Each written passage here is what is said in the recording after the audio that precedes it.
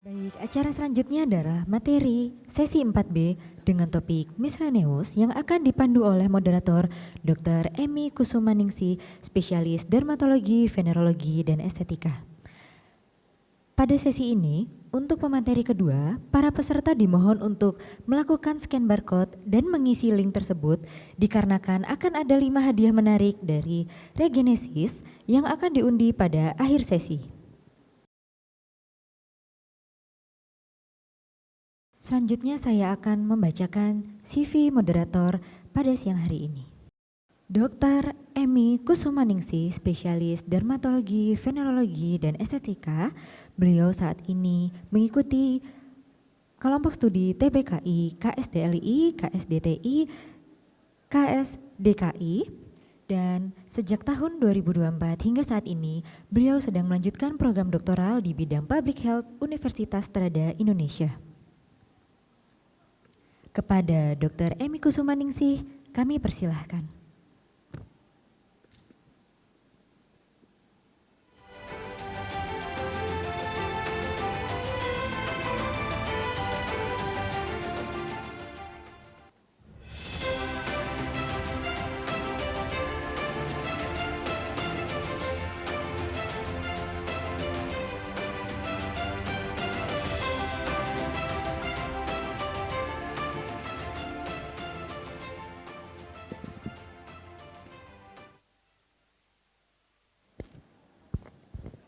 Assalamualaikum warahmatullahi wabarakatuh.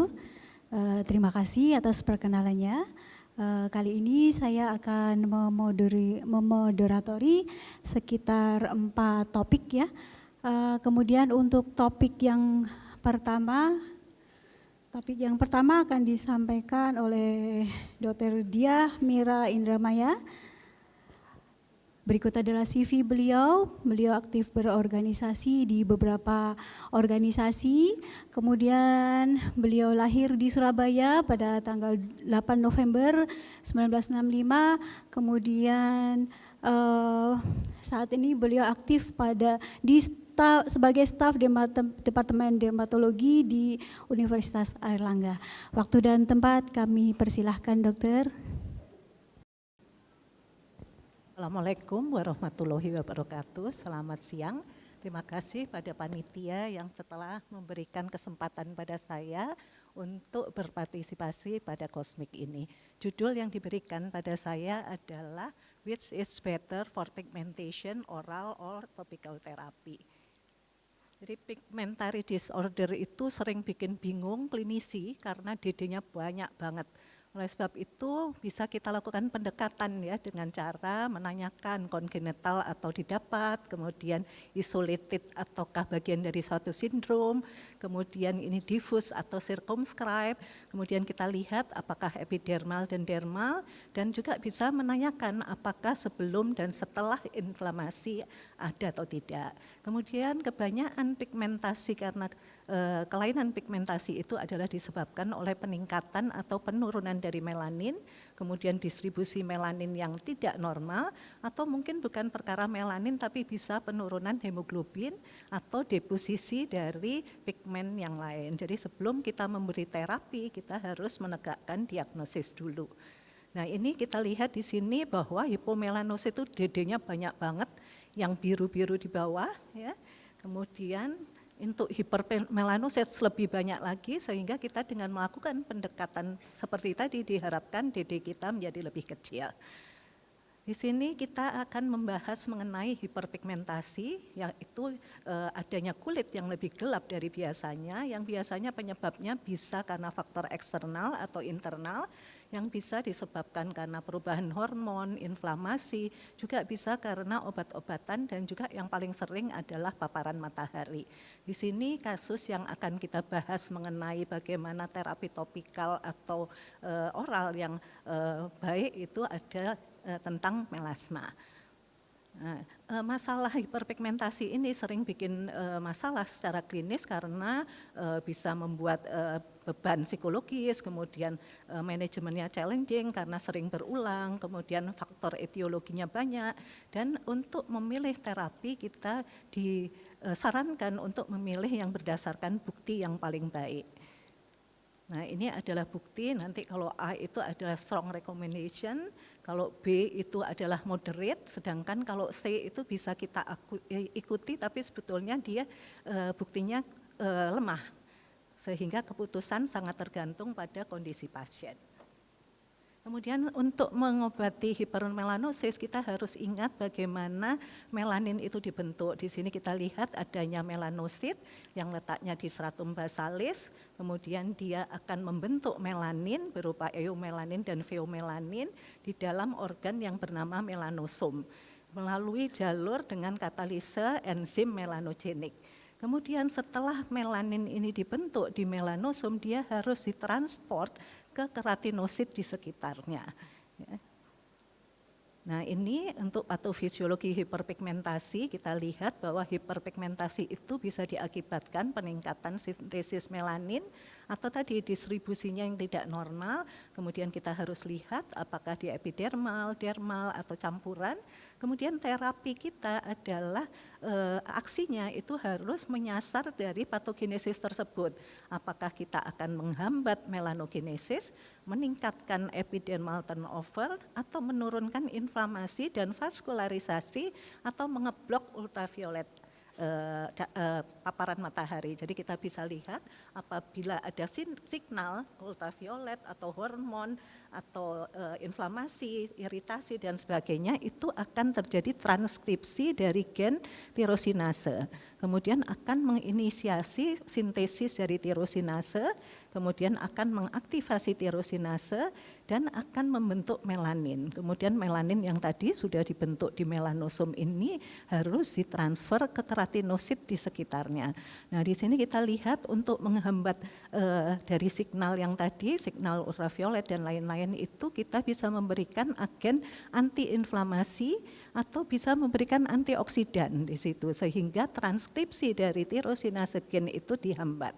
Atau kalau enggak kita bisa menghambat di sisi sintesis dari tirosinase dengan memberikan dermoregulasi dari tirosinase yaitu dengan retinoid atau retinol ya, sedangkan untuk menghambat glikosilasi itu kita bisa memberikan glukosamid ya, sedangkan untuk menghambat melanosom transfer ke keratinosit kita bisa memberikan niasinamid dan sebagainya. Jadi pengobatan untuk hiperpigmentasi adalah dengan menyasar patogenesis dari hiperpigmentasi tersebut.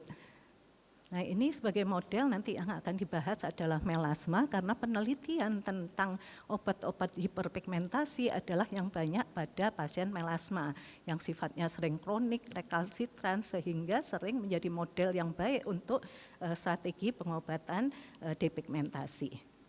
Nah, pendekatan untuk pengobatan melasma yaitu tetap kita harus memberikan fotoproteksi, kemudian memberikan topical depigmentasi agent, kadang-kadang perlu ditambah dengan peeling atau laser, dan sekarang bisa diberikan tambahan obat sistemik. Kemudian untuk kesuksesan dari pengobatan itu sangat tergantung dari ketaatan, kadang-kadang perlu obat kombinasi yang menyasar dari beberapa tahap dari melanogenesis tadi dan kadang-kadang perlu maintenance untuk mencegah relapse. Nah, ini adalah ada satu tabel yang menyatakan bahwa pengobatan depigmentasi itu bisa sebelum sintesis melanin, bisa selama melanin dibentuk atau setelahnya. Bisa dilihat obatnya apa saja di situ. Ya. Nah, topical terapi mungkin tidak banyak yang saya ini kan mungkin saya lewati, tapi intinya adalah pada tabel-tabel yang tadi. Bahwa ini adalah topical depigmentasi agent itu cara kerjanya tadi entah itu menghambat tirosinase, itu contohnya hidroquinon, azelaic acid, kojic acid, cysteamin, kemudian ada retinoid, ada yang anti-inflamasi dan antioksidan, kemudian sekarang ada topical tranexamic acid. Nah, yang sampai sekarang gold standard tetap adalah triple combination dari Klickman. Itu yang penelitiannya adalah baik dan banyak dan buktinya adalah 1A. Sedangkan newer agent yaitu seperti cysteamine, kemudian topical TCA dan sebagainya ini sudah mulai ada. Dan kita bisa melihat di sini adalah level of evidence, ada A, kemudian ada B itu adalah moderate seperti retinoid, azelaic acid dan sebagainya. Kemudian yang perlu dilihat bahwa pengobatan topikal sering menimbulkan iritasi, kemudian kemerahan, sensitif matahari dan sebagainya, dan biasanya harus butuh waktu lama untuk menggunakan.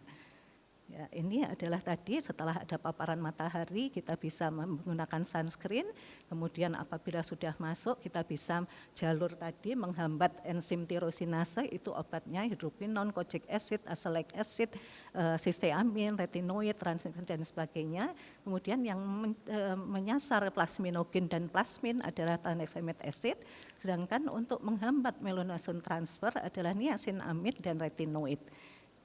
Kemudian juga kita lihat kortikosteroid juga bisa dipakai, ascorbic acid itu merubah dari eumelanin menjadi pheomelanin sehingga lebih terang. Kemudian ini tidak akan saya bahas satu-satu, hidroquinon itu buktinya 1A, retinoid juga 1A, kemudian kortikosteroid juga 1A. Nah, triple combination ini adalah yang terbukti sangat menimbulkan efek yang baik pada hiperpigmentasi. Kemudian ascorbic acid, ini kerjanya menghambat tirosinase dan juga mensupres oksidatif. Ini kemudian azelaic acid tadi juga termasuk yang menghambat tirosinase. 1B, glycolic acid juga 1B, ini juga membuat disrupsi cell addition, kemudian disquamasi, tapi juga menghambat tirosinase activity, kojic acid, kemudian ada salicylic acid, kemudian niacinamide, itu juga sekarang mulai banyak dipakai, dan cysteamine ini 1B, menghambat enzim tirosinase dan mengurangi fungsi dari melanosit sehingga mengurangi produksi dari melanin. Kemudian arbutin ini sejenis dari hidroquinon tapi dikatakan efek sampingnya lebih rendah. 1C ya, ini juga kompetitif inhibitor dari tirosinase. Kemudian mequinol ini juga golongan dari hidroquinon. Kemudian licorice ini juga bisa dipakai. Kemudian bagaimana dengan oral terapi? Jadi oral terapi ini sudah mulai dipakai dan sudah banyak diteliti, yang terutama adalah tranexamic acid, kemudian sekarang ada antioksidan, polypodium leukotomos, kemudian ada vitamin C, E, glutathione dan sebagainya. Oral tranexamic acid ini bagus dipakai, hasilnya juga bagus, 250 mg 2 kali sehari. Biasanya digunakan untuk melasma yang refraktori, yang moderate sampai severe, kemudian frequent relapse, dan juga bisa digunakan sebagai tambahan dengan sunscreen dan hidroquinon. Kemudian ini yang kami lakukan di Rumah Sakit Dr. Somo, tapi kita tetap harus menggunakan terapi standar dengan TCC, dan hasilnya memang yang diberikan oral tranexamic acid ini lebih baik menurunkan MASI dibanding yang hanya TCC, meskipun dua-duanya baik. Kemudian ini adalah keterangan, dia kerjanya adalah antiplasmin. Kemudian ini systematic review dengan pasien yang banyak membuktikan bahwa baik untuk melasma. Kemudian oral glutathione ini juga dikatakan bisa kita pakai karena mempunyai efek antioksidan. Seperti ini. Kemudian ini adalah dosisnya 250 sampai 500 mg, ini secara signifikan menurunkan melanin index. Kemudian vitamin C ini 500 mg, ini juga dikatakan karena mempunyai efek antioksidan. Kemudian melatonin ini juga bisa kita pakai karena mempunyai antioksidan properti, kemudian meregulasi melanogenesis dengan menghambat tirosinase. Kemudian oral melatonin ini juga sudah mulai dipakai. Kemudian vignogenol ini juga dia menggunakan antioksidan, mempunyai efek anti-inflamasi dan anti-tirosinase activity sehingga bisa menurunkan produksi dari melanin. Ini buktinya. Kemudian ada Korean red ginseng, ini bubuk 3 gram sehari, ini juga bisa menurunkan MASI. Kemudian ini PLE itu juga mempunyai efek. Ya, ini berlaku sebagai poten antioksidan, menetralisir reaktif oksigen spesies yang dihasilkan oleh UV radiation. Kemudian ini adalah fungsinya, dia macam-macam ternyata efeknya menghambat melanin, protection dan sebagainya. Ya, ini dikatakan untuk kelainan pigmentari dia bisa untuk melasma. Kemudian ini buktinya safety itu bagus, Mohon izin, keamanannya, dokter. efek sampingnya 3 ini. menit lagi. Ya, terima kasih. Ya, nah ini bagaimana perbandingan oral dan ini. Jadi topical terapi itu first line tetap untuk melasma, aksinya langsung dari pigmentasi kulit, kemudian efek samping sistemiknya rendah, dia gampang dicari, tapi dia punya efek samping redness, dryness, peeling, kemudian membutuhkan konsisten long term use, kemudian dia butuh berbulan-bulan kadang-kadang. Nah kemudian kalau berhenti sering juga rekurensi. Sedangkan oral terapi itu sangat membantu untuk yang moderate dan severe atau refractory melasma. Dia bekerja sistemik, menurunkan pigmen, kemudian menambah hasil dari terapi topikal, ya, dosisnya cukup aman, kemudian tapi dia punya efek sistemik, efek samping, dan ini tidak bisa cocok untuk semua pasien. Nah, obat-obat tertentu seperti tadi tranexamic acid yang bagus hasilnya, tapi dia punya risiko untuk trombosis. Nah, mana yang baik? Jadi tetap dikatakan bahwa topical terapi dengan fotoproteksi itu tetap adalah first line untuk pengobatan melasma dan aman. Kemudian tadi apabila perlu tambahan mungkin bisa diberikan oral terapi sebagai adjuvan. Ya, sebagai konklusi bahwa kedua modalitas itu efektif memang untuk pigmentasi, kemudian oral terapi itu superior efikasi di studi yang sekarang, kemudian tetap mungkin kombinasi terapi itu akan memberikan hasil yang optimal, dan sebaiknya pemilihan terapi itu berdasarkan dari derajat keparahan dan juga respon. Demikian mungkin yang bisa saya sampaikan. Terima kasih, dan ini ada titipan dari kami yang akan mengadakan dermatologi 360 simposium dan workshop pada bulan Juni. Monggo bisa bergabung di Surabaya. Terima kasih. Assalamualaikum warahmatullahi wabarakatuh. Waalaikumsalam warahmatullahi wabarakatuh. Terima kasih Dr. Diah Mira atas paparannya. Kemudian untuk topik yang kedua yaitu sunscreen, personalizing UV protection across diverse formulation, treatment target and real world oleh Dr. Karissa Adriana SPDVE. Dipersilahkan dokter. Baik, Dr. Karissa Adriana SPDVE adalah beliau member dari Perdoski cabang Semarang. Kemudian beliau aktif di Dr. Karyadi General Hospital dengan lulusan dari Universitas Diponegoro. Kemudian juga beliau sekolah spesialisnya juga di Universitas Diponegoro. Waktu dan tempat kami persilahkan dokter. Baik, terima kasih dokter atas waktu yang diberikan kepada saya. Terima kasih kepada panitia atas kesempatan yang telah diberikan. Assalamualaikum warahmatullahi wabarakatuh. Selamat siang, salam sehat dan salam sejahtera bagi kita semua. Pada siang hari ini saya akan menyampaikan sedikit mengenai Sunscreen 2.0, Advanced Tech Filters, Texture Tech, and Real World Compliance. Sunscreen adalah suatu zat atau preparat yang diaplikasikan langsung ke permukaan kulit yang dapat membantu melindungi dari paparan sinar UV dan juga mencegah terjadinya sunburn dan kerusakan kulit. Radiasi UV sendiri dibagi menjadi yaitu UVC yang hampir sepenuhnya diabsorpsi oleh lapisan ozon, UVB yang menembus ke lapisan epidermis dan juga bertanggung jawab terhadap terjadinya sunburn, dan juga UVA yang dibagi menjadi dua yaitu UVA 2 dan UVA 1 yang menembus ke dalam dermis yang dapat menyebabkan terjadinya photoaging. Sedangkan visible light dapat menyebabkan hiperpigmentasi terutama pada phototype yang gelap. Kemudian klasifikasi dari visible light sendiri yaitu ada lain blue light, green light, yellow light, dan red light, di mana blue light memiliki energi yang paling tinggi yang dapat memberikan dampak yang signifikan, yaitu antara lain dengan aktivasi kromofor, memproduksi reaktif oksigen spesies, dan juga sitokin proinflamasi yang dapat menyebabkan stres oksidatif dan juga pigmentasi dan photoaging. Infrared sendiri dibagi menjadi infrared A, infrared B, dan infrared C, di mana dapat menembus dermis dan juga lapisan subkutan.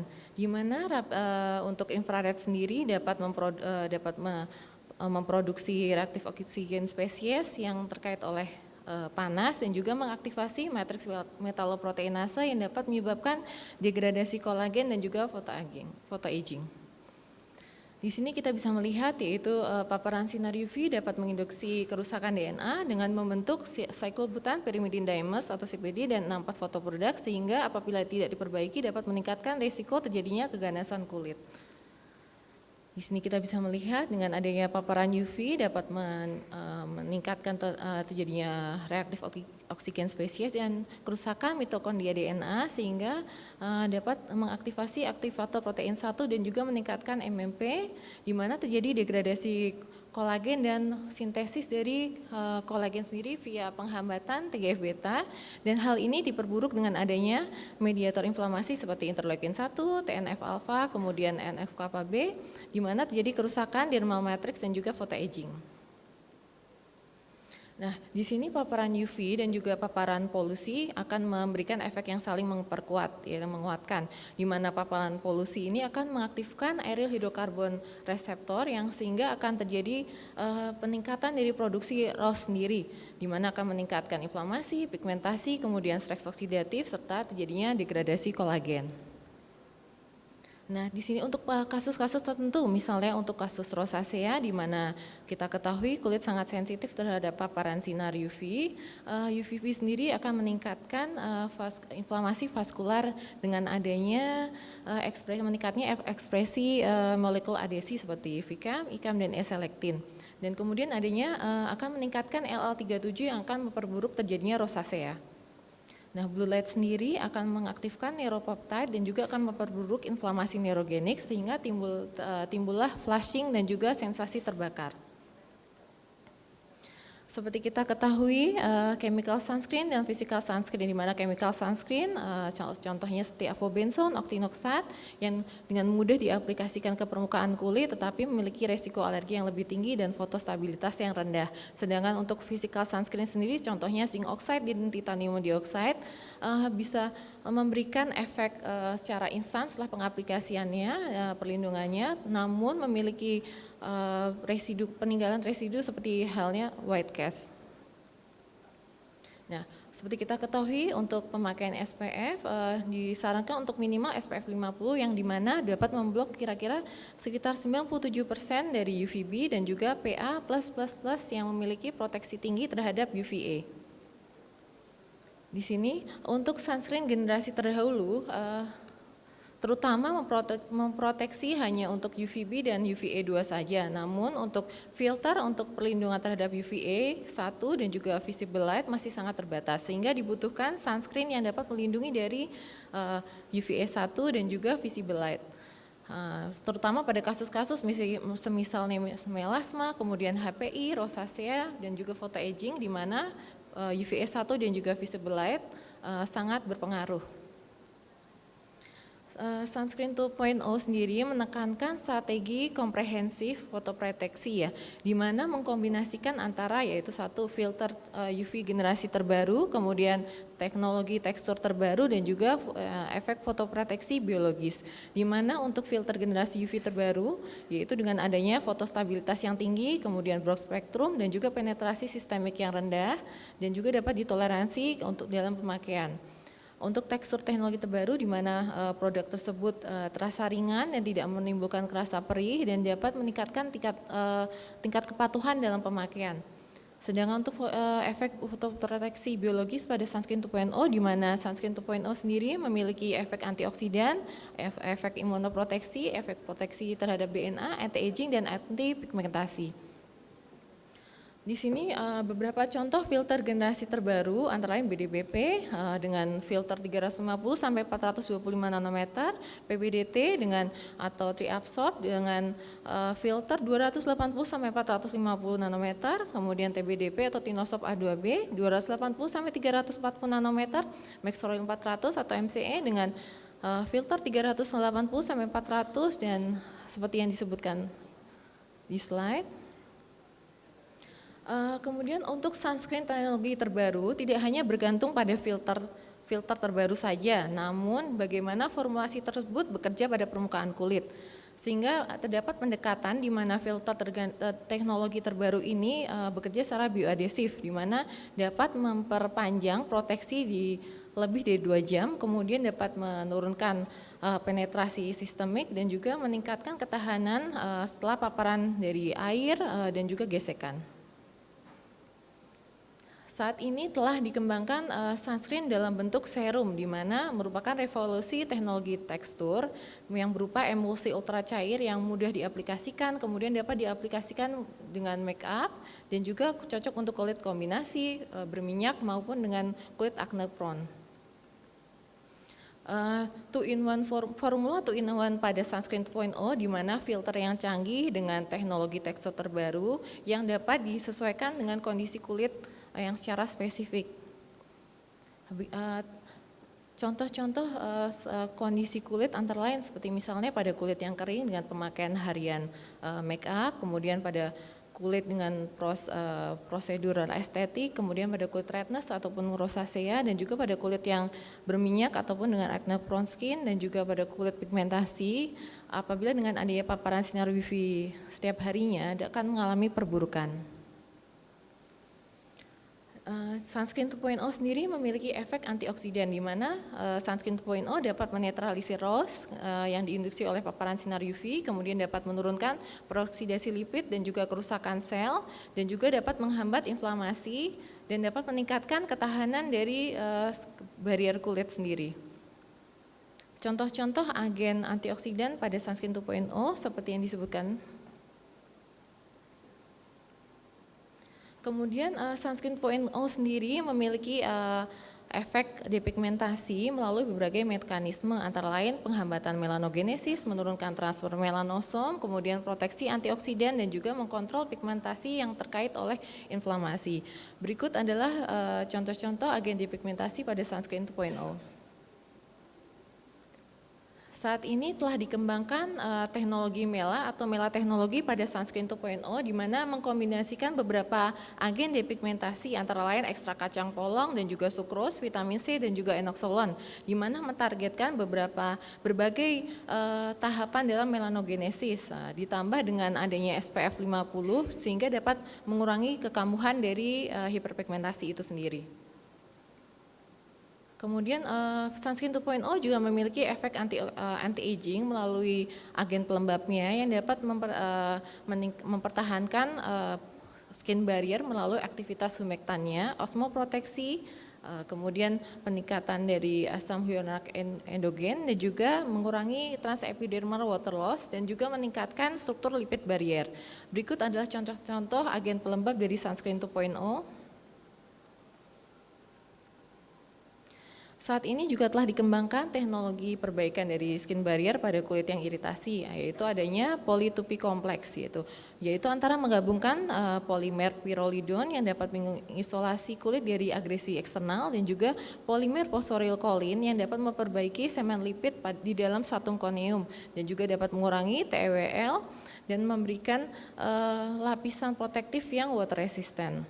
Dan juga dengan adanya teknologi growth factor repair yang dapat mendukung perbaikan natural epidermis dan dermis melalui vascular endothelial growth factor dan transforming growth factor beta yang dapat meningkatkan regenerasi kulit dan juga mengurangi terjadinya scarring. Di sini sunscreen 2.0 juga memiliki efek imunoproteksi dan anti kerusakan DNA melalui aktivitas inflamasinya, yaitu yang dimediasi dengan adanya supresi sitokin, kemudian penghambatan histamin dan juga proteksi antioksidan, stabilisasi mikrovaskular dan juga peningkatan jalur perbaikan dari skin barrier. Berikut adalah contoh-contoh agen antiinflamasi pada sunscreen 2.0. Nah, pada kondisi khusus seperti contohnya rosacea di mana disarankan untuk pemakaian sunscreen SPF 50 dan tinted dan juga memiliki agen pelembab, sebaiknya menggunakan bahan-bahan seperti iron oxide yang dapat memproteksi terhadap visible light dan juga mengkamuflase kemerahan. Dan beberapa bahan-bahan lainnya seperti yang ditampilkan yang dapat meningkatkan fungsi barrier dan juga mengurangi kemerahan, dapat mengkoreksi kemerahan secara sistemik dan juga meningkatkan hidrasi dan juga dapat ditoleransi dengan baik. Saat ini juga dikembangkan suatu teknologi Become Complex, di mana menggabungkan dari beberapa komponen khususnya untuk kulit sensitif, di mana dengan adanya aksi antiinflamasi dari asam beta gliseritinik yang dapat membantu menenangkan eritema persisten dan transien melalui aktivitas inflamasinya, dan juga dukungan dari hidrasi dan barrier kulit dari niacinamide dan juga betain yang dapat mengurangi transepidermal water loss dan juga memperbaiki stratum corneum, dan dukungan dari mikrosirkulasi dan juga kapiler dari ekstrak tumbuhan dan juga ekstrak ragi seperti halnya Bacchus-Broom, Centella asiatica, Calendula officinalis, horse chestnut, dan licorice yang dapat membantu memberikan efek menenangkan, dan kemudian efek antioksidan serta meningkatkan ketahanan dari kapiler itu sendiri sehingga menurunkan tampilan dari kemerahan.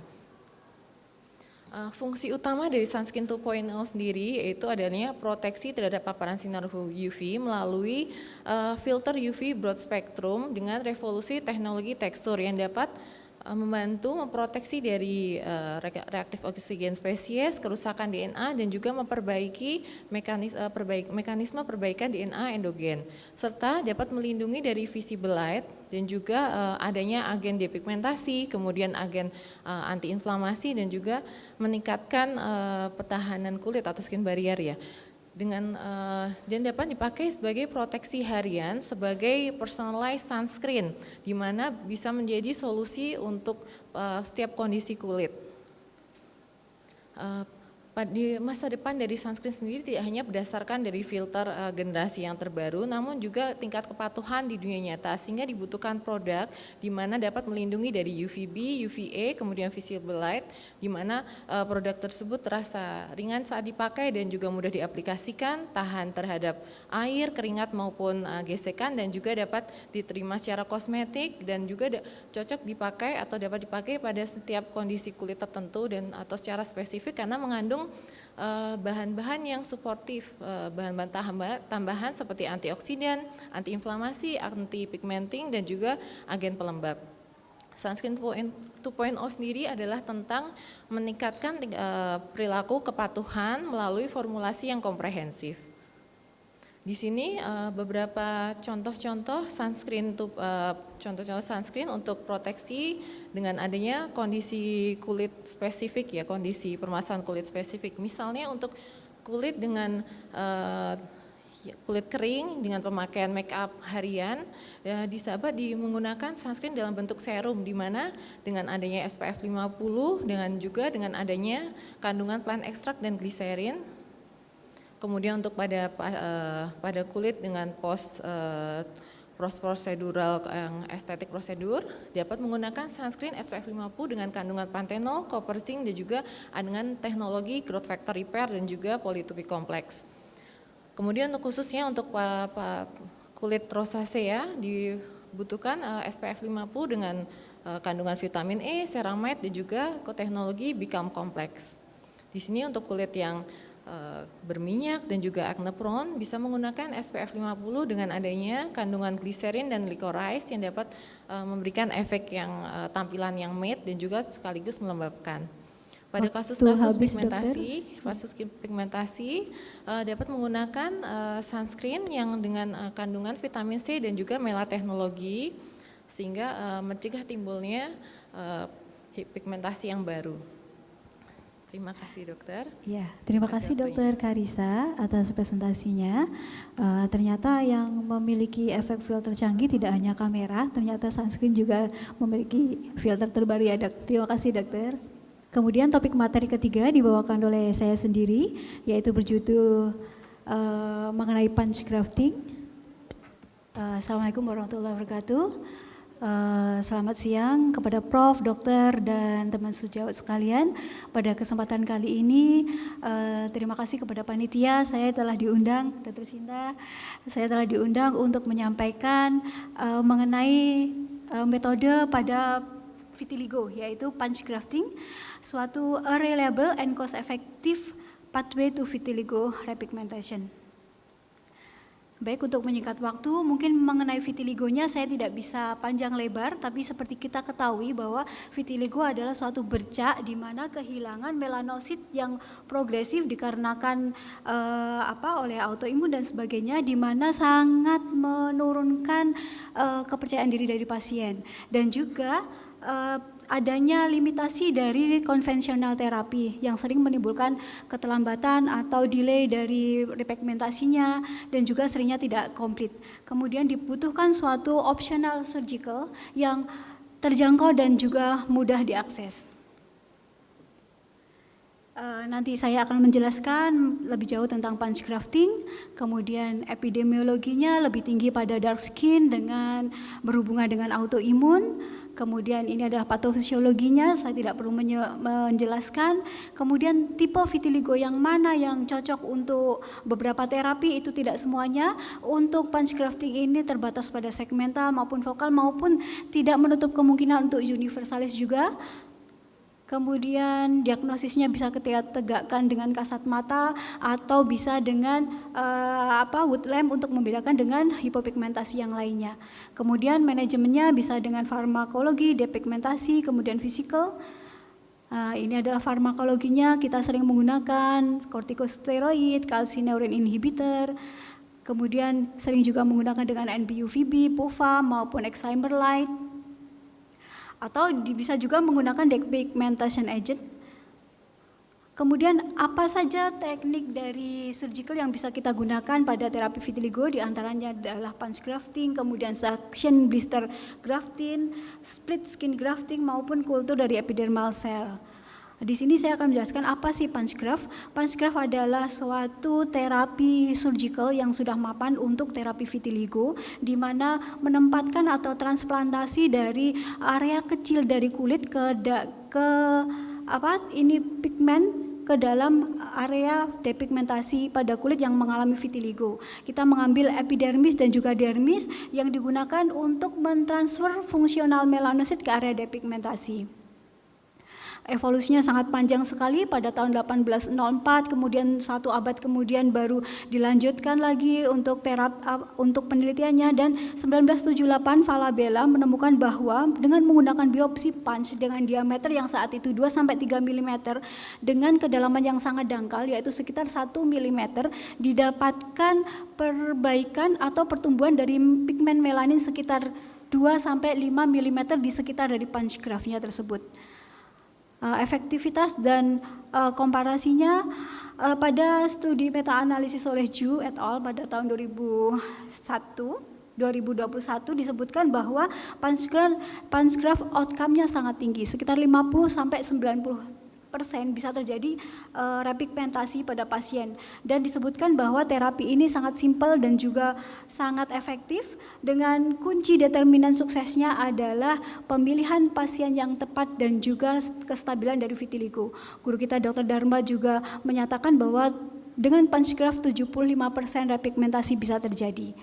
Kemudian Zhao pada 2019 menyatakan juga bahwa pada stabil vitiligo maupun rekalsitran vitiligo dengan menggunakan punch itu hasilnya juga sangat memuaskan.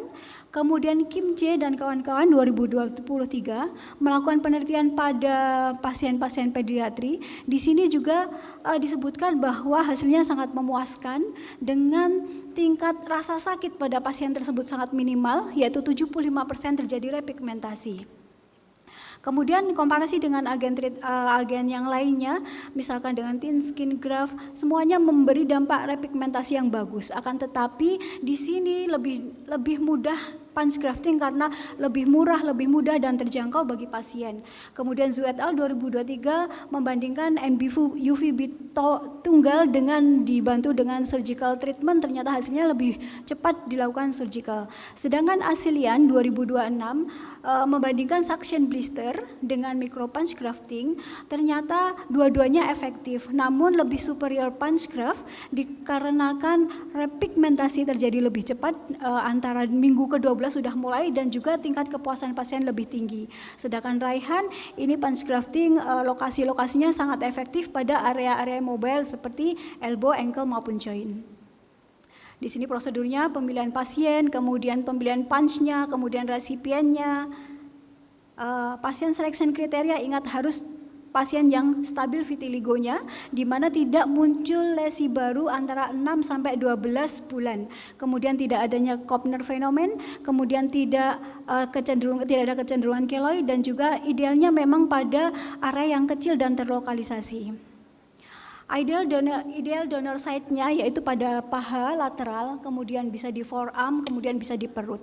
Namun jika lesi yang ingin kita tanam pada area wajah bisa kita ambil dari belakang telinga. Ini ada alatnya, kemudian alatnya yang saat ini kita pakai adalah disposable punch. Ini yang ukuran 1 sampai 1,5. Prosedurnya memang saat ini yang paling mudah atau paling menghasilkan yang bagus adalah dengan menggunakan instrumen 1 sampai 1,5 mm punch-nya. Kita membuat chamber pada area resipien tersebut kita ambil area yang paling dekat dengan batasnya untuk menghindari perigraf halonya. Jadi kita memulai dengan paling dekat dengan batasnya, kemudian donor kita siapkan di area yang sudah kita pilih, kita mengambil, kalau pada area donor kita ambil, kalau area resipien sekitar 5 mm jaraknya, kalau pada area donor kita ambil sedekat mungkin untuk bisa memanen hasilnya biar banyak untuk pada area resipiennya. Kemudian jika sudah bisa langsung antara donor ke resipien, tapi jika areanya agak luas pasti operator juga kesulitan, maka donor kulit tersebut bisa kita kumpulkan dulu di area yang steril dengan menggunakan gauze, kita kasih KNS, kita kumpulkan dulu donornya di situ. Setelah kita tanam, jangan lupa perawatan lukanya harus benar-benar bagus, benar-benar oklusi supaya hasilnya juga bagus nanti. Kapan kontrol pasien ini? Jika pada area-area yang mudah bergerak, area sekitar mulut, 24 jam bisa kita minta kontrol untuk kita lihat ada dislok enggak untuk kita tanam kembali. Tetapi jika aman bisa 7 hari kita buka bebatnya. Rekomendasi adalah dengan menggunakan punch 1 sampai 1,5 dengan superficial graft yaitu sekitar 1 mm untuk kedalamannya. Ini rekomendasinya. Kemudian berapa lama repigmentasinya? Beberapa penelitian menunjukkan 3 sampai 12 bulan. Ini clinical evidence-nya di mana repigmentasi terjadi sangat tinggi dan lebih cepat dibandingkan medical terapi yang lainnya. Kemudian paling bagus hasilnya pada wajah, leher dan juga acral lesion. Kemudian kunci suksesnya memang pada vitiligo yang sudah stabil. Ini adalah komparasi dengan treatment-treatment yang lainnya. Kemudian apa sih kelebihan dari punch graft ini? Tentunya simple, bisa kita lakukan pada setting klinis praktek kita, kemudian efektifnya memang pada area yang kecil, rapid prosedurnya cepat karena butuh waktu walaupun agak lama 1 sampai 2 jam. Kemudian dengan donor, area donor yang tidak begitu luas kita bisa memberi pada resipien yang lebih luas, kemudian bisa digunakan untuk testing stability dari vitiligo tersebut.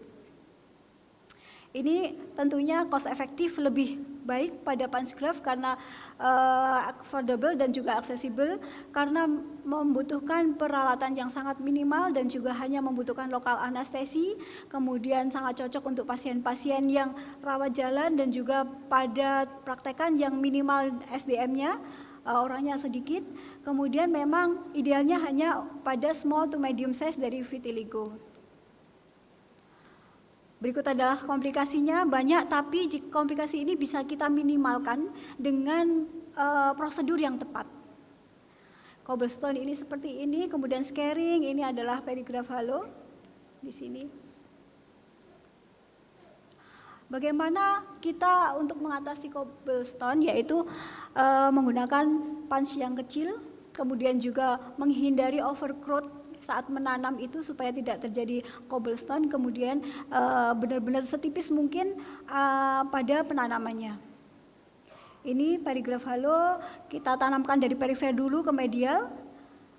Additional terapi bisa menggunakan electric microdrill atau needling ketika luka sudah bagus, kita bantu dengan needling, tujuannya untuk memicu dari repigmentasi, kemudian fototerapi. Kesimpulannya adalah sukses rate-nya tinggi, 68-82%, dengan kelebihan yaitu prosedur yang sangat mudah dengan minimal instrumen, kemudian resikonya memang scarring bisa terjadi, kemudian time consuming dan juga bisa menimbulkan efek cobblestone. Ini adalah pasien saya. Kasus yang pertama ini pada pasien dia saat TK terkena mesin panas, mesin motor ya, kejatuhan panas, terus kemudian pada usia 19 ingin masuk ke angkatan dan ingin diperbaiki. Ini adalah pertama kali saya mencoba memberanikan diri. Ternyata pada bulan kedua sudah mulai muncul. Repigmentasi dan bulan ke-9 sudah hampir sempurna. Dan kita lihat bisa kita lakukan pada setting praktek pribadi. Ini hasilnya. Kemudian pada pasien vitiligo yang universal, saya mengalami kegagalan karena pada minggu kedua sudah mulai muncul sedikit. Ternyata pasien tidak rutin kontrol dan juga sering bolos NBUVB-nya. Ternyata pas kontrol bulan ke-15 hilang semua pigmennya.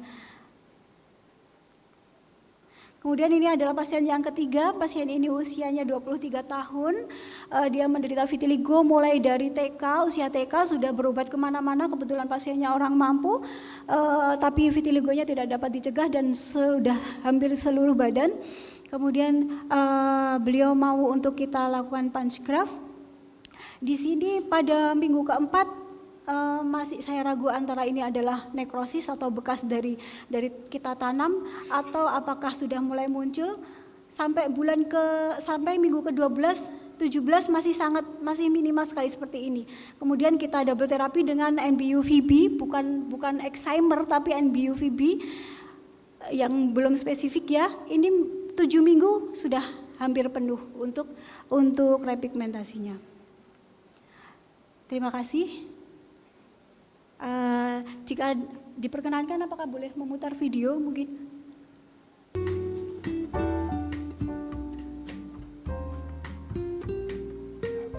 Karena saya akan melakukan pada area wajah, maka saat itu diambil dari belakang telinga.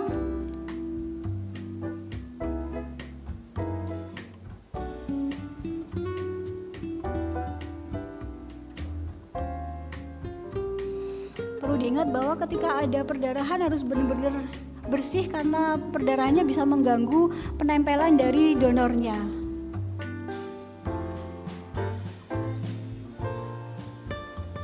Dan sebisa mungkin punch-nya ini ketika pada donor juga sama dengan pada area resipien kedalamannya. Jadi jangan yang area resipien terlalu dalam atau terlalu dangkal, kemudian donornya terlalu tipis atau terlalu dalam, maka yang terjadi bisa terjadi cobblestone tadi, jadi tidak rata gitu.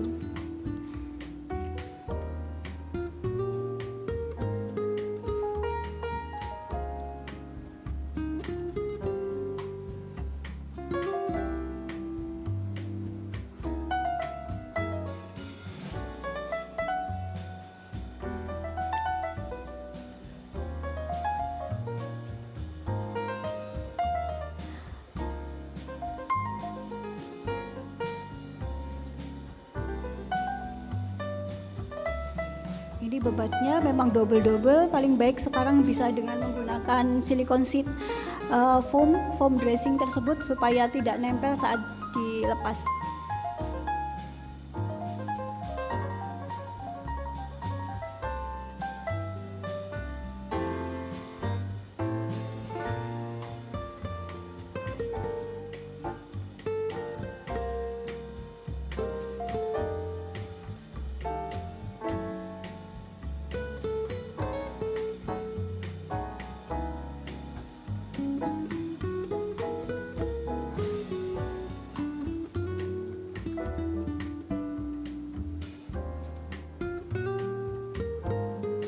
Ini minggu ke-16 pasien saya tadi, hampir tidak nampak repigmentasinya. Kemudian saya lakukan terapi NBUVB yang simple. 7 minggu kemudian sudah mulai nampak.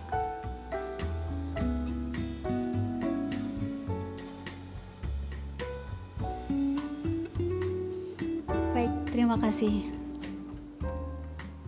Terima kasih untuk presentasi selanjutnya. kepada guru saya, Dr. Sinta Murlistiarini, SPDVE Spesialis DKE, FINSDIVI, FAADV. Dipersilahkan dokter, beliau adalah guru saya dan sekarang aktif di Rumah Sakit Saiful Anwar Malang, kemudian doktoral program juga di Universitas Brawijaya. Tidak berlama-lama, monggo dokter, waktu dan tempat saya persilakan. Terima kasih Dokter Emi. Baik, Assalamualaikum warahmatullahi wabarakatuh. Selamat siang dokter semua. Terima kasih telah hadir sampai siang hari ini. Semoga masih tetap bersemangat ya dokter. Pada siang hari ini saya nanti akan sedikit sharing mengenai tinted physical sunscreen. Mungkin tadi beberapa materi sudah disampaikan dengan sangat baik sekali oleh Dokter Karissa. Terima kasih dokter memperingan tugas saya. Oke, langsung saja. Oke, sebelumnya kami haturkan terima kasih kepada Dharma XP Genero Group yang telah mensponsori mini penelitian pada siang hari ini. Oke, ini tadi sudah kita jelaskan, sudah kita dengarkan dari Dokter Karissa ya dok. Jadi kita mengetahui kalau ada UV spektrum itu terdiri dari UVA, B, C dan juga visible light. Di mana tadi disampaikan kalau visible light yang paling banyak adalah blue light, sementara kalau yang red light dia penetrasinya lebih dalam. Ini juga mungkin sudah banyak kita pahami kalau itu UV spektrum dan visible light ternyata dia memiliki efek merusak kulit mulai dari menimbulkan sunburn, terjadi kerusakan DNA damage, DNA oksidasi, photoaging dan juga proses pigmentasi. Nah, namun sekarang yang sudah mulai banyak kita bahas adalah kalau kita mau membahas mengenai skin aging ataupun acne ataupun rosacea, ternyata tidak hanya terdiri dari paparannya dari sinar matahari saja, namun juga ada dari skin exposome. Mungkin masih banyak dari kita yang belum familiar dengan istilah skin exposome. Jadi skin exposome itu adalah totalitas paparan, entah itu dari polusi, baik itu yang berasal dari sinar matahari, kemudian dari udara, atau juga dari gaya hidup. Jadi mulai dari lifestyle, nutrisi, kebiasaan merokok. Nah, itu yang kita sebut dengan skin exposome. Di mana skin exposome ini ternyata juga dapat menimbulkan berbagai kerusakan. Salah satunya kalau untuk skin aging, merusak dari skin barrier, kemudian nanti akan bisa menimbulkan keriput, sagging skin, age spot dan juga hyperpigmentation. Tadi juga sekilas sudah dibahas mengenai rosacea. Jadi skin exposure mungkin kita pengalaman saya pribadi belum banyak dari kita yang mendiagnosis rosacea ya dok ya. Karena kita tahu rosacea itu hampir menyerupai seperti acne vulgaris begitu kan. Jadi kadang pasien banyak datang, saya jerawatan, saya acne, padahal sebenarnya kalau kita teliti lagi ternyata itu adalah rosacea. Dan mungkin kalau dulu yang lama kita ketahui rosacea itu demodex begitu ya dok ya. Ternyata sekarang skin exposome pun juga berperan banyak dalam patogenesis dari rosacea.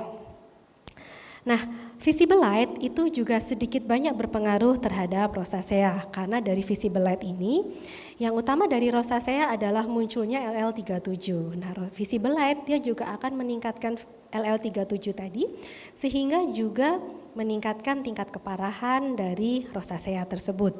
Kita tahu rosacea ada 4 tipe ya dok ya, mulai dari erythematotelangiectasis, kemudian papulopustular, vimatus dan juga okular. Nah, ini dulu memang masih penggolongan yang lama, namun sekarang memang sudah lebih dibahas lagi penggolongan yang terbaru, namun saya tidak membahas terlalu banyak. Oke, kita masuk ke blue light. Blue light kapan itu sempat familiar saat kita kemarin mungkin pandemi, blue light begitu ya. Blue light di satu sisi dia memang memiliki efek merugikan terhadap kulit kita. Namun di sisi lain ternyata blue light juga ada keuntungannya untuk kulit kita, di antaranya salah satunya sebagai antiinflamasi. Kemudian kita mungkin tahu kita sering berikan blue light untuk pasien-pasien acne kita karena dia berperan dalam mentarget dari Cutibacterium acnes. Dan juga ternyata kalau blue light dengan dosis yang tepat itu dia juga merangsang produksi melanin ya. khususnya pada tipe-tipe yang 3 dan 4. Sementara kalau efek harmfulnya adalah dapat menimbulkan photoaging, hyperpigmentation, dan juga tadi memperberat kasus rosacea.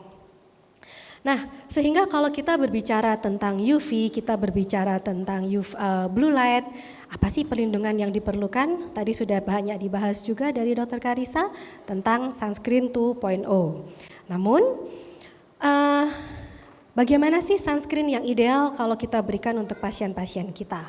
Kita tahu satu mengandung broad spectrum, ya, jadi untuk UVA dan UVB. Dan tadi juga banyak dibahas mengenai peran dari antioksidan yang dicampur dalam sunscreen, ternyata itu hasilnya juga memberikan efektivitas yang bagus, ya. Nah, sini akan kita bahas adalah bagaimana terhadap blue light tersebut. Oke, dulu kita taunya organik, inorganik gitu ya dok ya. Jadi kalau organik dia oksibenson, avobenson, kemudian kalau inorganik zinc oxide dan titanium dengan berbagai plus minusnya. Kita sudah sering edukasi, kita juga sudah sering terapi tentang penjelasan tentang ini. Nah, yang banyak saya bahas hari ini adalah mengenai tinted sunscreen. Tinted sunscreen memang sekarang sudah mulai naik daun ya dok ya, tapi ada kekhawatiran dari kita, benar nggak sih tinted sunscreen itu bagus, ngefek nggak sih, kemudian nanti akan memperberat nggak sih kondisi kulit kalau kita berikan tinted sunscreen.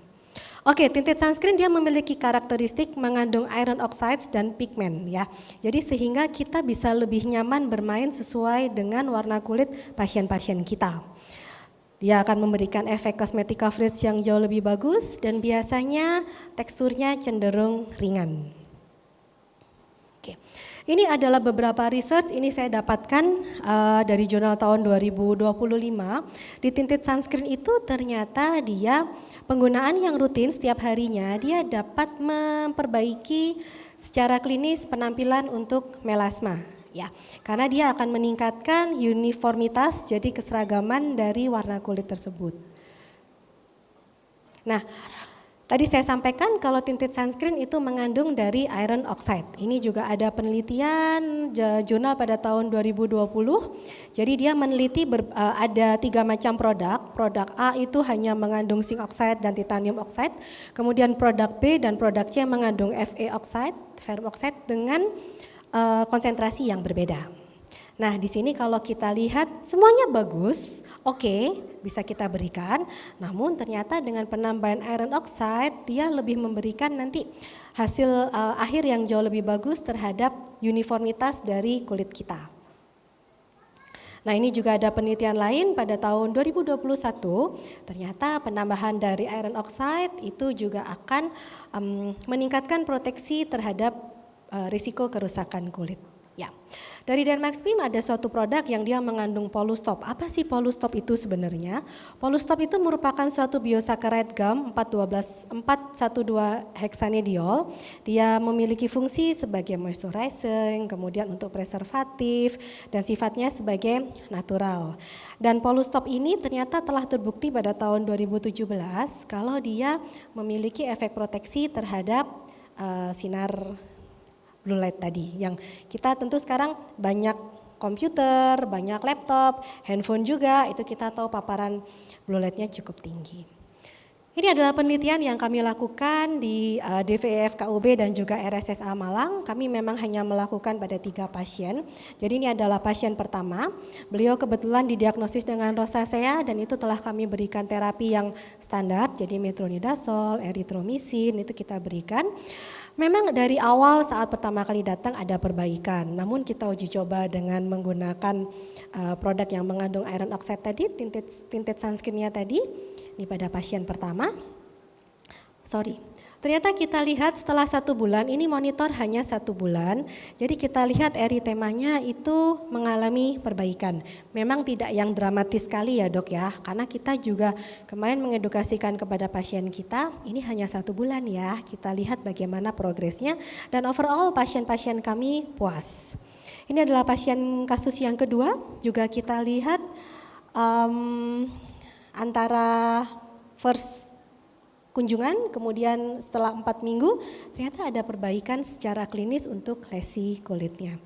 Dan kita tidak hanya secara klinis saja, kami juga melakukan pemeriksaan TEWL, kemudian eritem, sebometer, dan pigmentasi. Jadi ini kami lakukan pada 3 titik. Jadi di zigomatikus kiri, kanan, dan juga pada area dahi kita periksa. Kemudian pada masing-masing titiknya kita ambil di 3 titik. Jadi misalnya zigomatikus kanan kita ambil 3 titik. Kemudian kita rata-rata, zigomatikus kiri juga seperti itu dan juga di dahi. Jadi kadang mungkin ada berpikir ya mesti aja satu di sini, satu di sebelahnya. Tidak, ini berusaha kami rata-rata. Ternyata hasilnya dari transepidermal water loss kalau kita lihat baik dari 3 posisi pipi kanan, pipi kiri dan juga dahi, transepidermal water loss-nya mengalami penurunan yang cukup bermakna. Begitu juga dengan eritem, sebometernya dan juga melaninnya. Nah, terkadang ada kekhawatiran, kita tuh bagaimana sih cara mengaplikasikannya sunscreen? Karena kita tahu ya dok ya, kalau kita sebagai dokter, edukasi kita itu yang dicari oleh pasien. Ya kan, kadang-kadang mungkin treatment ya itu-itu aja, produk aktif itu-itu saja. Tapi bagaimana supaya pasien itu nyaman dengan terapi kita harus mengedukasikan dengan bagus ya. Jadi bagaimana cara meng-apply-nya? Kita setelah wajah dibersihkan, kita menggunakan 2 finger rules, kita sudah tahu ya dok ya itu dosis yang disarankan. Kemudian kita apply small dot. Nah sering beberapa itu komplain nanti jadi kayak kileng-kileng, jadi kayak berminyak gitu terutama kalau digosok, sehingga kita bisa edukasikan dengan bagus, lebih baik kita tap saja. Jadi kita tidak terlalu digosok tapi kita tepuk-tepuk lembut sampai itu lebih rata, begitu ya. Dan jangan lupa sering pasien itu memakainya hanya di area wajah saja, kita harus juga edukasikan pada area leher dan juga belakang telinga ya. Ini saya jadi perhatian ini karena kalau saya sering nonton, kalau lagi nganggur ya dok nonton drakor, kadang-kadang suka beda kan dok sini sama belakang gitu ya. Nah jadi saya sering edukasi ke pasien saya jangan lupa ya leher sama area belakangnya. Dan kita sudah tahu harus di-reapply secara reguler setiap 2 jam, walaupun tadi memang dari dokter Karissa disampaikan. Untuk beberapa yang terutama produk 2.0 tadi atau misalnya yang serum itu bisa kita reaplikasikan lebih lama.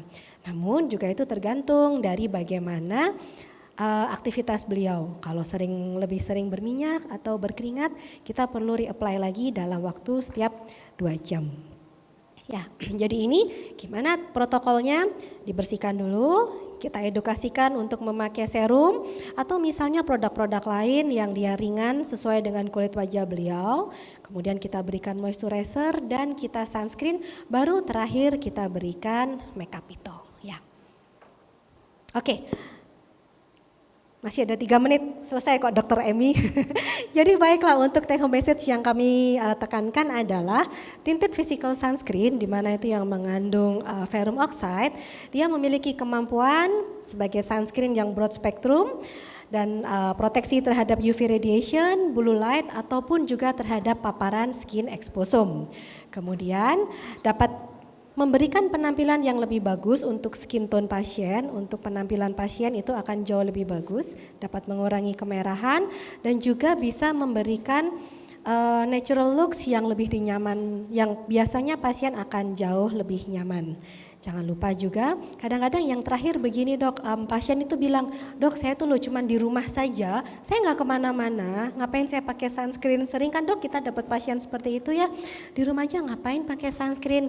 Nah perlu kita edukasikan, satu sinar matahari dia memantul kemana-mana, jadi walaupun itu di dalam rumah tetap harus kita aplikasikan, apalagi kalau beliau aktif media sosial, kemudian nonton lewat mungkin laptop atau iPad, nah itu tetap harus kita edukasikan dengan baik. Mungkin sekian presentasi dari saya, nanti apabila waktunya tidak mencukupi boleh email ke saya atau kita ngobrol santai di bawah mengenai materi yang saya berikan. Saya Sinta Murlistiarini dari Fakultas Kedokteran Universitas Brawijaya. Terima kasih atas perhatian Prof dan Dokter. Wassalamualaikum warahmatullahi wabarakatuh. Waalaikumsalam warahmatullahi wabarakatuh. Terima kasih Dokter Sinta atas presentasinya yang tidak jadi ngantuk dokter karena seperti baca komik. Sesi berikutnya adalah diskusi kepada Dr. Diah Mira Indrapaya, SPDVE, Dr. Karisa Adriana, dan juga Dr. Sinta. Saya harap menemani saya untuk pinarak di sini, dokter. Baik, kepada Bapak Ibu dokter, dipersilakan jika mungkin ada pertanyaan yang ingin ditanyakan mengenai topik yang pertama yaitu which better for pigmentation oral or topical, atau mengenai sunscreen 2O yang dibawakan oleh Dr. Kaisa, atau tinted physical sunscreen yang dibawakan oleh Dr. Sinta Murlistiani. Saya persilahkan untuk 3 penanya, nggih. Monggo, dokter. Ya, terima kasih. Terima kasih, presentasinya sangat baik. Saya ada pertanyaan untuk Dokter Sinta. Mohon izin mengenalkan saya diri. dengan Sylvia dari Jakarta. Oh iya, Dok. Dokter Sinta ada pertanyaan. Tadi Dokter Sinta menyampaikan tentang tinted sunscreen. Ada pasien bertanya, dok kalau tinted apakah lebih waterproof ya dok? Karena kan tinted dok lebih tebal, lebih nempel, apakah lebih waterproof? Kemudian kalau ada anak-anak mau pakai tinted, apakah itu juga boleh? Terutama misalkan anak-anak dengan tanda lahir. Kadang-kadang tinted kan lebih tebal, jadi dia lebih bisa menutup. Apakah itu juga sudah boleh? Ya, terima kasih. Ya, terima kasih Dokter Sylvie. Baik, jadi kalau untuk tinted, pengalaman saya pribadi menggunakan tinted memang betul dok, dia efek coveragenya dia lebih tinggi, kemudian kayaknya memang lebih tebal kalau dibandingkan dengan saya sendiri memakai misalnya yang dalam vehiculum gel. Namun kadang-kadang pengalaman saya juga kalau saya memakai yang bentuknya krim, tapi itu yang agak sedikit thick atau pekat begitu, itu pun juga saya rasa tidak berbeda jauh dok dibandingkan dengan kita memakai yang tinted tadi, asal pengaplikasiannya betul. Jadi kalau kita pakai tinted, kita betul-betul harus memastikan kalau tadi produk-produk sebelumnya, entah itu serum itu atau moisturizer itu sudah kering dulu ya dok ya, jadi nggak yang masih basah kemudian kita tumpuk. Dan tadi aplikasinya biasanya lebih nyaman kalau kita tap. Kemudian kalau untuk anak-anak, sampai sekarang memang saya belum pernah membaca dok apakah tinted sunscreen ini kontraindikasi pada anak-anak atau pada tadi yang misalnya dengan tanda lahir begitu. Saya masih belum, sampai sekarang saya masih belum sempat membaca, mungkin nanti dokter Karisa sudah pernah baca untuk anak-anak. Tapi memang mungkin bisa kita edukasikan, boleh-boleh saja untuk menutupi birthmarknya itu kita berikan, hanya juga harus kita informasikan pembersihannya juga harus yang bagus. Jadi yang layak begitu ya dok ya, bukan hanya misalnya sabun atau apa tuh, tidak, tapi itu harus kita edukasikan juga. Cuman biasanya saya juga menginformasikan tidak selalu setiap hari menggunakan yang tinted tersebut kalau untuk anak-anak, begitu dokter. Mungkin ada pengalaman dokter Diah atau dokter Karisa? Dokter Diah, dokter Karisa? Sudah? Sudah. Oke. Begitu dokter Sylvie, terima kasih dok. Baik dokter Sylvie, kira-kira masih ada yang mengganjal dokter? Oke. Baik, selanjutnya monggo dok. Ya.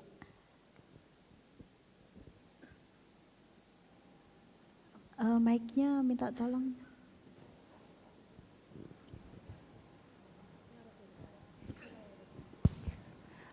Selamat sore, dengan saya Dr. Astari dari Malang, mau menanyakan kepada Dr. Emi.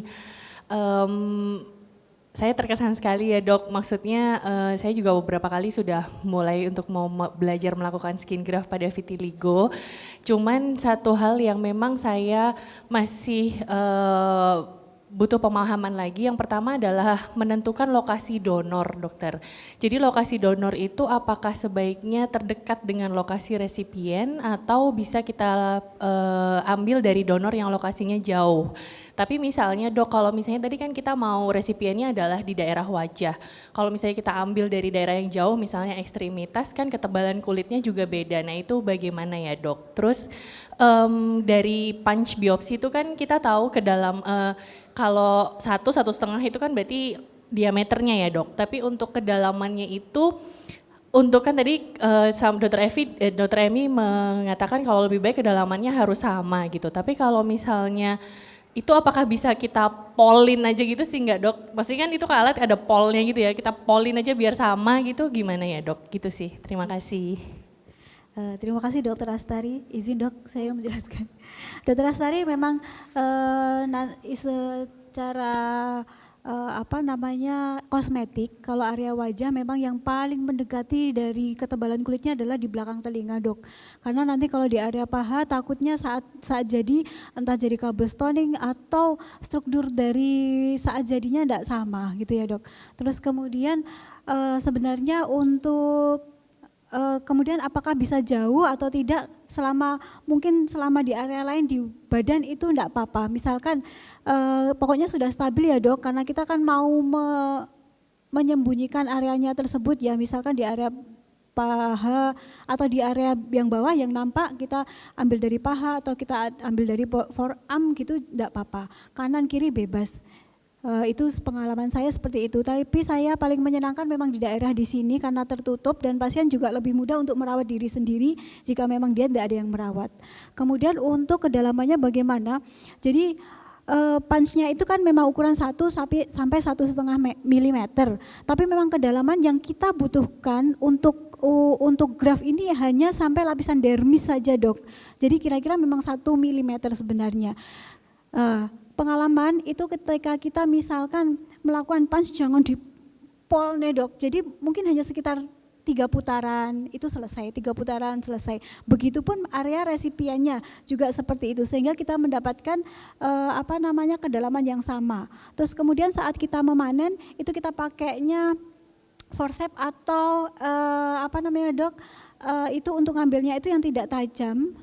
Ya forcepsnya itu anatomis, kemudian kita potong. Jadi enggak kan kalau kita pakai punch itu kan benar sampai dalam gitu, ketika kita ambil lepas sendiri kan. Kalau itu enggak, memang kita bantu. Karena kalau sampai lepas sendiri berarti subkutannya ikut.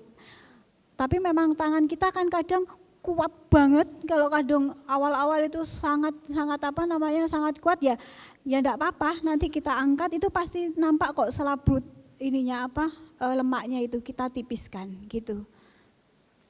Enggak sampai lemaknya, nanti kelihatan kok dok, walaupun kecil gitu kita jembreng begini ya apa ini. Itu nampak, nanti kita angkat gitu nampak, kita tipiskan. Kita tipiskan kemudian kita tanam di resipiennya gitu, nanti asalkan resipiennya, kadang saya juga yang resipiennya ternyata terlalu dalam sehingga agak turun, tapi pada waktu rawat luka bagus, enggak terjadi turun amblis gitu juga enggak, begitu. Nggih. Ada yang ditanyakan lagi Dokter Astari? Sampun. Nggih.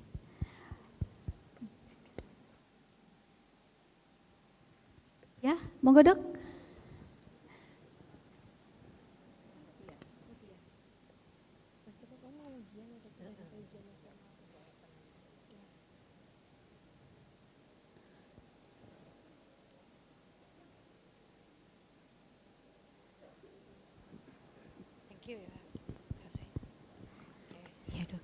Assalamualaikum warahmatullahi wabarakatuh. Waalaikumsalam warahmatullahi wabarakatuh. Ya, selamat siang Prof dan Dokter.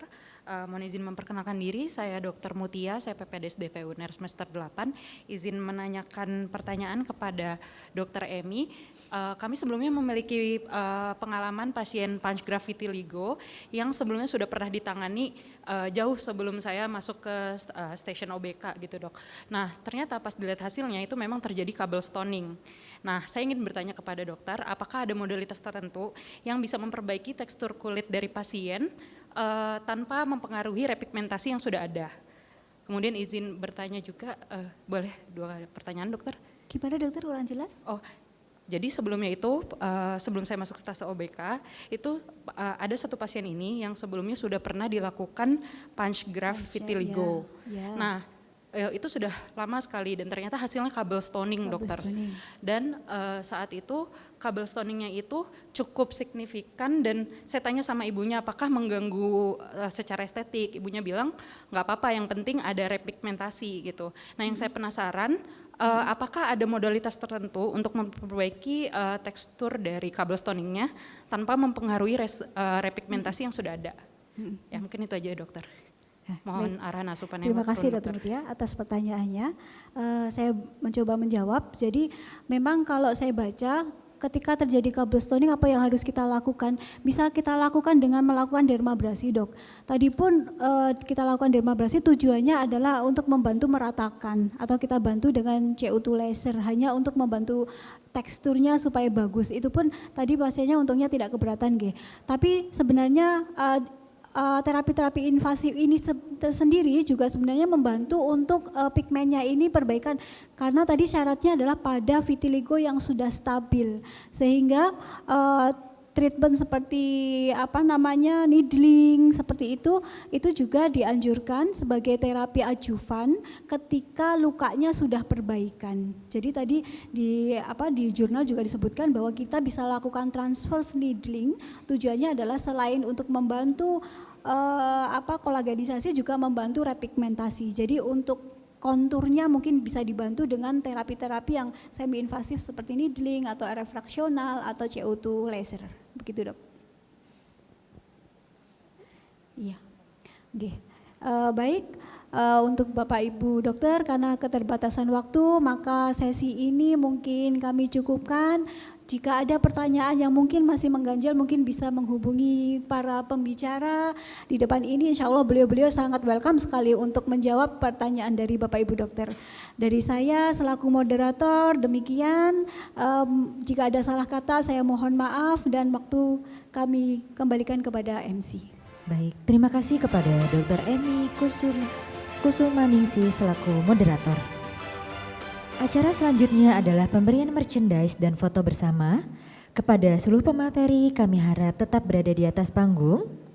Kami mohon kesediaannya Dr. Anggun Putri Yuniaswan untuk memberikan merchandise kepada seluruh pemateri. Mari dipersilahkan kepada pemateri untuk ke tengah panggung.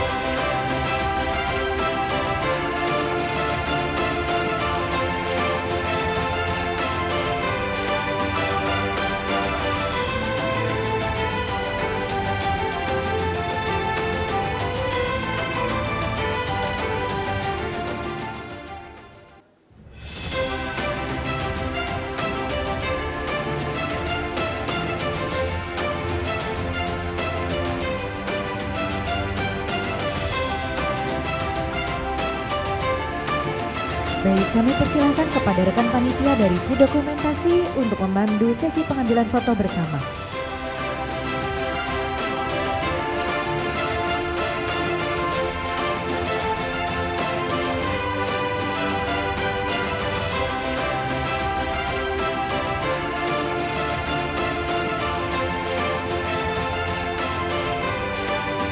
Baik, terima kasih kami ucapkan kepada Dr. Anggun Putri Yuniaswan dan seluruh pemateri pada sesi ini. Baik, sebelum berakhirnya sesi 4, berikut saya akan umumkan bagi 5 pemenang souvenir dari Regenesis yang akan kami tampilkan pada layar. Selamat kepada 5 pemenang. Kepada peserta yang namanya berada dalam layar, nantinya akan dihubungi oleh pihak Regenesis.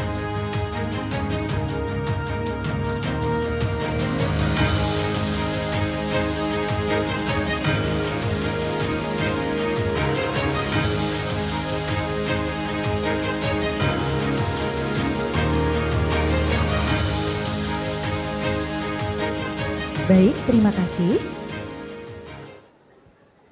Dengan berakhirnya sesi keempat, maka berakhir pula seluruh rangkaian simposium pada hari ini. Acara selanjutnya adalah coffee break. Para peserta simposium dan workshop Cosmic 2026 dipersilahkan untuk menyantap hidangan yang telah disiapkan oleh panitia. Kami beritahu juga kepada para peserta bahwa pemenang door prize akan diumumkan saat coffee break hari kedua. Bagi peserta yang berhasil memenuhi kolom stamp card dari booth farmasi, dapat menyerahkan stamp card ke panitia maksimal pada pukul 12.00 waktu isoma di simposium pada hari kedua. Karena akan dilakukan pengundian untuk mendapatkan door prize menarik dari panitia. Perlu kami informasikan bahwa seluruh peserta wajib mengisi LMS hingga selesai sebagai syarat mendapatkan sertifikat simposium hari ini. Sekali lagi kami ucapkan terima kasih atas kehadiran para peserta sekalian. Saya mewakili panitia memohon maaf apabila terdapat tutur kata yang kurang berkenan. Sampai bertemu esok hari pada rangkaian simposium hari kedua Kosmik 2026. Wassalamualaikum warahmatullahi wabarakatuh.